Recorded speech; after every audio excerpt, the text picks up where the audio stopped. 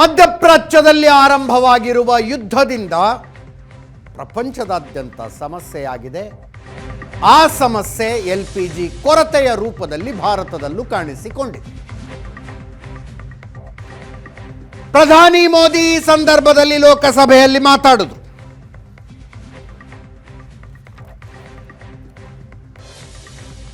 ಇದು ಹಿಂದ್ಯಾವತ್ತೂ ಕಾಣದಂಥ ಸವಾಲಿನ ಸ್ಥಿತಿ ಅಂದ್ರು.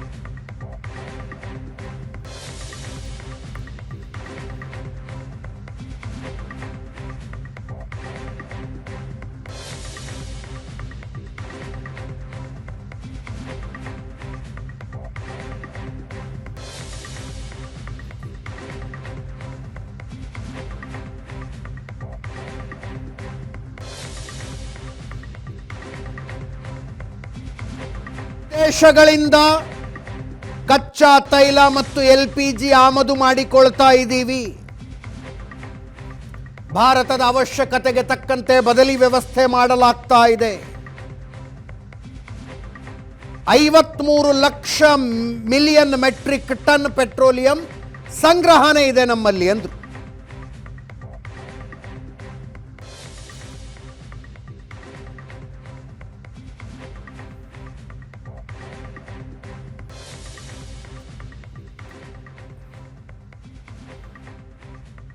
ಕೇಳಿಸ್ಕೊಳ್ಳಿ. सामने भी इस युद्ध ने अप्रत्याशित चुनौतियां खड़ी कर दी हैं. ये चुनौतियां आर्थिक भी हैं, नेशनल सिक्योरिटी से जुड़ी भी हैं और मानवीय भी हैं. युद्धरत और युद्ध से प्रभावित देशों के साथ भारत के व्यापक व्यापारिक रिश्ते हैं. जिस क्षेत्र में युद्ध हो रहा है वो दुनिया के दूसरे देशों के साथ हमारे व्यापार का भी एक महत्वपूर्ण रास्ता है. विशेष रूप से कच्चे तेल और गैस की हमारी जरूरतों का एक बड़ा हिस्सा यही शुरू होने के बाद से लेकर अब तक 3,75,000 से अधिक भारतीय सुरक्षित भारत लौट चुके हैं. ईरान से ही अभी तक लगभग 1,000 भारतीय सुरक्षित वापस लौटे हैं. इनमें 700 से अधिक मेडिकल की पढ़ाई करने वाले युवा हैं.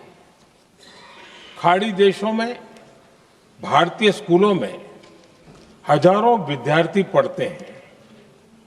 सीबीएसई ने ऐसे सभी भारतीय स्कूलों में होने वाली कक्षा 10वीं और 12वीं की निर्धारित परीक्षाओं को रद्द कर दिया है.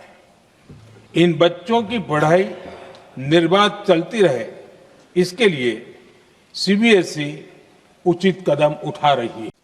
भारत में बड़ी मात्रा में कच्चा तेल, गैस और फर्टिलाइजर जैसी अनेक जरूरी चीजें हॉर्मुज स्ट्रेट के रास्ते से आती है. युद्ध के बाद से ही हॉर्मुज स्ट्रेट में जहाजों का आना जाना बहुत चुनौतीपूर्ण हो गया है. बावजूद इसके हमारी सरकार का ये प्रयास रहा है कि पेट्रोल, डीजल और गैस की सप्लाई बहुत ज्यादा प्रभावित न हो. देश के सामान्य परिवारों को परेशानी भी कम से कम हो, इस पर हमारा फोकस रहा है. हम सभी जानते हैं देश अपनी जरूरत की 60% एलपीजी आयात करता है. इसकी सप्लाई में अनिश्चितता के कारण सरकार ने एलपीजी के डोमेस्टिक उपयोग को प्राथमिकता दी है. साथ ही एलपीजी के देश में ही उत्पादन को भी बढ़ाया जा रहा है. पेट्रोल, डीजल की सप्लाई पूरे देश में सुचारू रूप से होती रहे, इस पर भी लगातार काम किया गया है.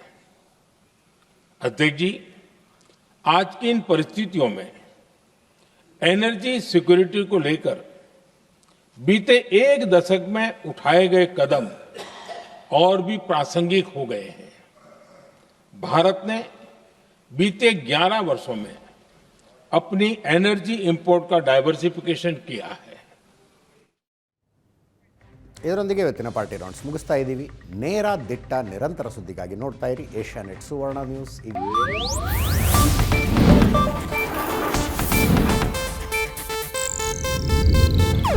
ಇದು ಏಷ್ಯಾನೆಟ್ ನ್ಯೂಸ್ ನೆಟ್ವರ್ಕ್ ಪ್ರಸ್ತುತಿ.